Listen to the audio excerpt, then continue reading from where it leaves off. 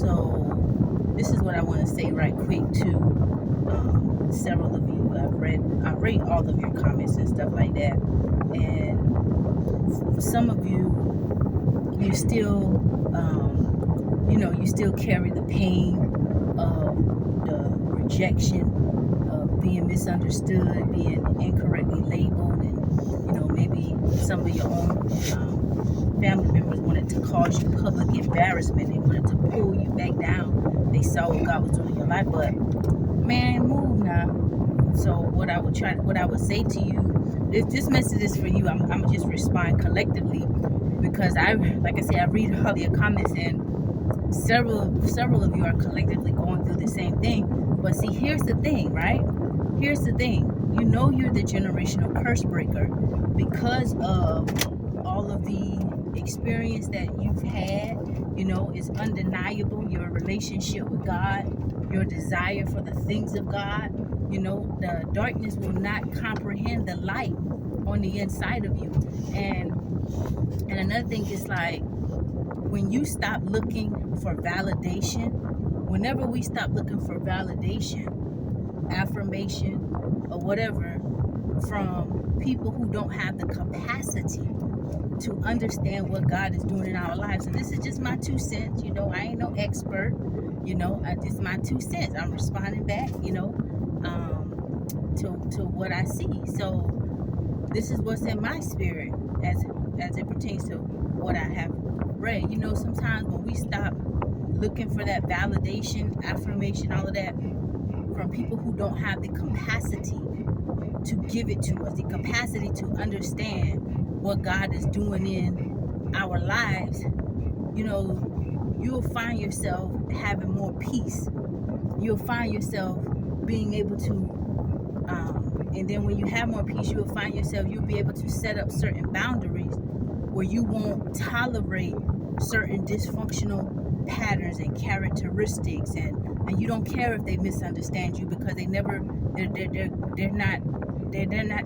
tried to understand you anyway. So you don't care what they think about you. You're okay with being incorrectly labeled. You're okay with what they say. You built strong enough for that now, and so when you reach a point like that, you find peace in your life, and you won't experience much as pain, and you won't allow yourself to constantly open your heart, or constantly have regular communication with people who are only going to just commit new wounds, or reopen wounds that you've already tried to bandage up and clean up and move on from. So you won't find yourself keep putting yourself back in those type of toxic situations. You will accept reality for what it is. You'll begin to learn the language of how to expound on it, how to identify it, especially through a biblical lens, right? Because we are of the light. And so when you learn to expound on that, you already know that you're going to have opposition from anybody who is still in darkness, from anybody who is not willing to work on themselves and renounce those things that are hidden and turn from that. But your life is also going to be different. Daniel, stop that. Your life is also going to be different. You're going to be blessed. You're going to break certain patterns of dysfunction, and this is not something that happens overnight. So don't even beat yourself up when you find yourself making mistakes in certain areas, or falling down in certain areas. You get back up, and you keep allowing the Ruach Sadeka, the spirit of righteousness, to continue working in you as you study the word, as you study the word and continue staying in alignment with the word of God. But, be okay with what they saying. Be okay with being misunderstood. And after a while, they're going to see that it's not getting to you. The more that they know that it's getting to you, the more that they're going to do that thing. The more that they know it's bothering you, the more that they're going to do it, And, you're going to have to learn how to clap for yourself when you accomplish a lot of things. Because sometimes they'll see the great things that you're doing. They'll see how you're helping people, or you're making an impact, whether it be in your local communities or whatever. And, sometimes they'll deliberately turn a blind eye to it. They'll deliberately turn a blind eye to it because they don't want you to have that confidence. They don't want it to be you. You know, they don't want you to feel assured of yourself. And so that's another thing that lets you know that is toxic, that is dysfunction, that is demonic energy there, because it's not normal. Just think about it. If you already have kids, or if you don't have children, or if you have animals like me, just think about it. How would you treat your animals, or how would you treat your children? You know, when your children are accomplishing something and you see them you're encouraging them, and that give them more confidence to go stronger, get stronger. You're gonna want the best for your children. You know, you're gonna want to support your children. If your child is over here climbing a tree, and another child is over here climbing a tree right beside it, do you think it's normal for your parent or whoever else, the people that is connected to you, do you think it's normal for them to take a picture of the child climbing a tree right beside you and send it to you while you're in the process of climbing your tree? And so you open your phone and you look at your phone and you be like, and then you see they sent you the person who's next to you doing the same thing that you doing, climbing that same tree, and they ain't sending you. You know, they standing down there watching you. They ain't cheering for you. They ain't clapping for you. They ain't saying, "Go, baby, you can do it." They took a picture of the same person, the child that was beside you, over there climbing that tree, trying to beat you to the top. They took a picture of that child whose parents is down there clapping for them, yelling for them, and they took a picture of that child and they sent it to you while you was up there climbing your tree. So now you see, you get that incoming text and you happy because you be like, oh, that's so and so, that's mom, that's daddy, that's aunt, that's uncle, that's so and so. And then when you open it, you see they only sent you the child that was next to you. Like, how is that going to encourage you? So you know that shows you you're dealing with demonic forces that these people are possessed by. So if you're the light, right? Because light and darkness can't be present in the same temple, the same realm. Either you full of light or either you full of darkness. It is what it is. So now that should tell you right there, wow, this person is lost. They are letting, Satan is having his full work in the earth through them to try to stop you from climbing up that tree. Satan is working through them to try to make you weak, take your strength away. Do you think it's normal? That ain't normal behavior. That's demonic behavior. So once you accept reality, then you realize, okay, next time I go in another competition, or next time I'm trying to accomplish something else, I'm not even going to tell them. They don't even need to know, because what they're going to do is come around. They're going to say with their words, you know, I love you. You know, I'm always praying for you. You know, I support you. What they say with their words is not how they make me feel. When they come, they do things to hurt me. They do things to re-offend me. They do things to pull me down. And then when I get offended, or if I pop off, see, like, that's just like the provocateurs. Be aware of the provocateurs. You know, they have a provocateering spirit. And it's like, for example, let's say you in your house. You own your own home, right? Let's say you got a house. And so let's say you in your house. And in your house, you like for the sun to shine through. You like for it to be bright. You like for it to be nice, right? So the sun is shining. You got your blinds on. Let's say you get a visitor. This person come and visit you. The person that whoever the person is, you know, that each one of you dealing with different things from different people. So whoever that person is, that provocateur that the devil is using, they come to visit you unannounced. They show up, okay, they unannounced, so you just, okay, hey, what's up? You let them in. As soon as they come in, you in there, kick back, your recliner with your sun shining through. They go and put your blind down. You be like, oh, no, don't do that. I like it up. And so they just sit down, and you just said you like it up. So you get up, you know, you try to be the peacemaker, and you go and you put your blind back up. They tell you, don't put that down. I like it like this, but I like it. Oh, but I like, oh, okay, then I like it, you know, starting a conversation, conflict with you, right? Provoking you, provocateur, demonic energy. Then they get up and go and put your thing right back down. After you done put it, you're like, no, do that. And so you go and you say, okay, I'm putting it up. Don't do this again. Don't disrespect me again. Disrespect you? Disrespect you? You see, I'm just giving an example, but this is real for some people. I know some people can relate to this. You see what I'm saying? The provocateurs. So you got to be cognizant of these things. And then let's say, just for example, you go and open it back and they get on you, say, don't put my mother. They make you cuss. You say, don't put my deep thing down. And then, this is what they do. They be like, oh, you cuss. Then they get excited then, because see, now you pissed off, you mad. There's a transfer of energy. So now you can see them having secret smiles, and they leave. They leave. Why? They done snatch your joy. Now you been in there peaceful. See, some people come and rob you of your peace, and now they done gone. And guess what they gonna do when they go? Call Bobby, Susie, Aunt Mary, Aunt Martha, cousin so-and-so, cousin this and that, calling all these people to do what? Oh, so-and-so, he done cuss at me. Cuss at you? What? Yeah, he cussed at me. I just don't know what it is. Getting more and more disrespectful by the day. And they gonna get off the phone with Martha, and they gonna call Mary. Hey, Mary, how you doing? I'm doing fine. Well, I just want to let you know, so-and-so, she done cuss at me. Cuss at you? What? And they gonna sit and gossip for a while. Then they gonna get off the phone with Martha and Mary. Then they gonna call Paul. Hey, Paul, where you at? You in Silas and out at jail yet? I'm just letting you know, so-and-so cussed at me. Cussed at you? I'm making a fun of it. Hopefully you laugh. Laughing is a medicine. You gotta find something to pull yourself out of that place of constantly replaying what these people do in the head, because it's not normal.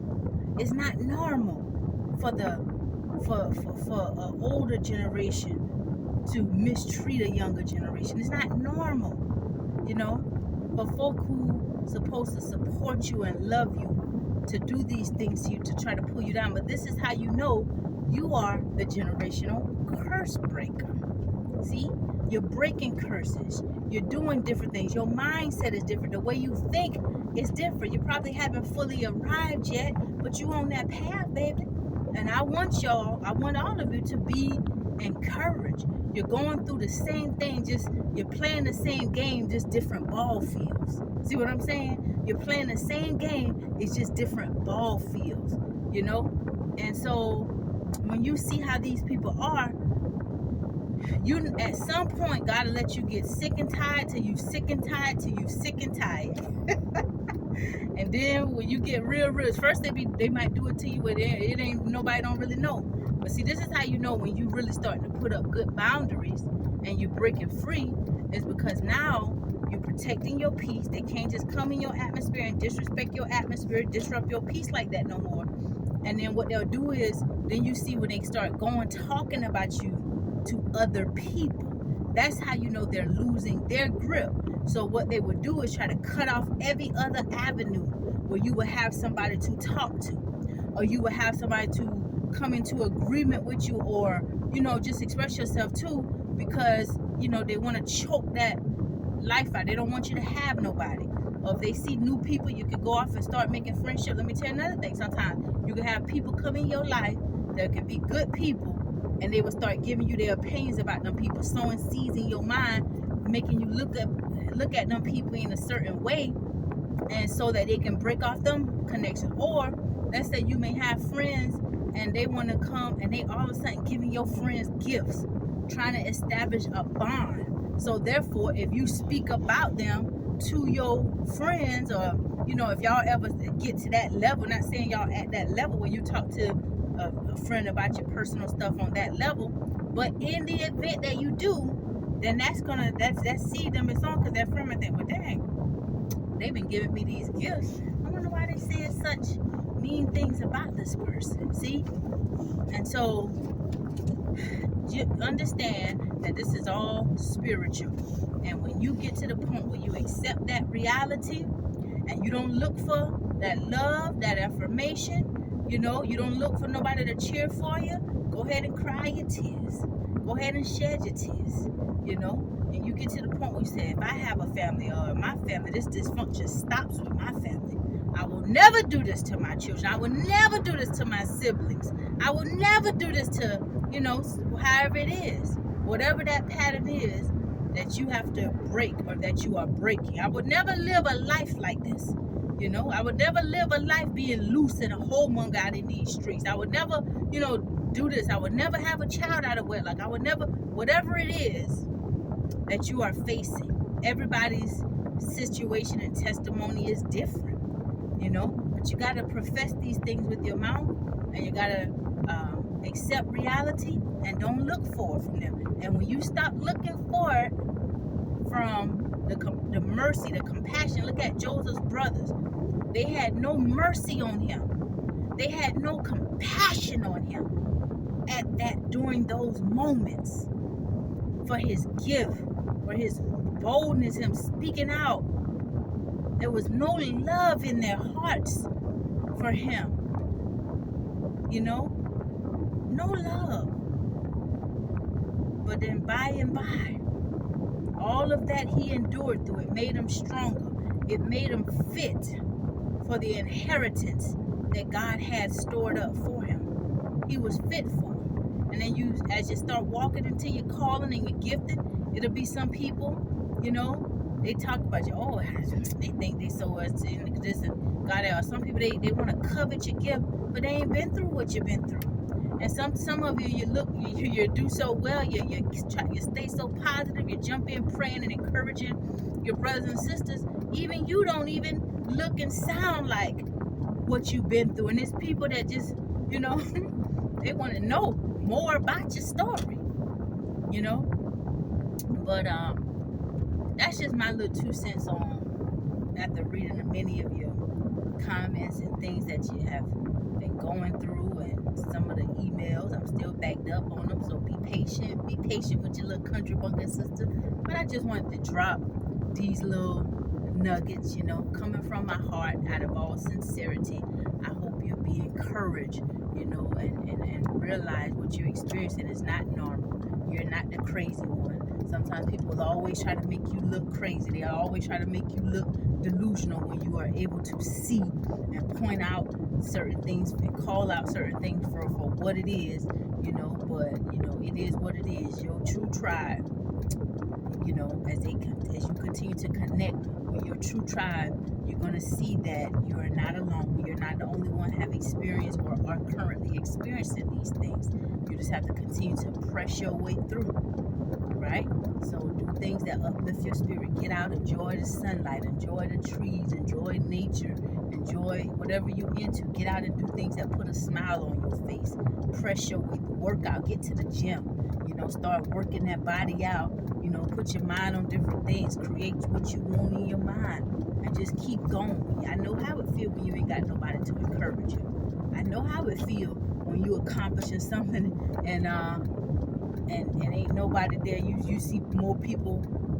You can feel the envy, or you can you feel like you when you accomplish something great, but you can feel when people want you to be embarrassed, when people want to cause you public embarrassment because they jealous of you, or people want to cause confusion with you or set you up in situations and try to invite you to stuff, or get you to come around so they can just try to clown on you, to try to hurt your spirit because they're hurt. And when you really learn what's behind all of this, you'll learn how to protect yourself more. You may find yourself isolated a bit more, but like I said, you come in contact with your tribe little by little, even if it's through this right here World Wide Web, and then that should give you a little more comfort than say so you see you're not alone. So anyway, I just want you to be encouraged. If nobody told you today, then you already know your little country bumpkin sister. I love you. You are loved. You are phenomenal. You are special, and you are more than enough. There is nothing wrong with you. You are not crazy. You are actually smart. You are actually brilliant. Your intellect is just through the roof. Walk in your calling boldly. Embrace who God has called you to be. You're set apart. You're peculiar. Yep. So, and it's okay. You're going to be misunderstood. Everybody ain't going to understand you. You walk with something that's rare. They might not tell you, but I'm telling you, okay?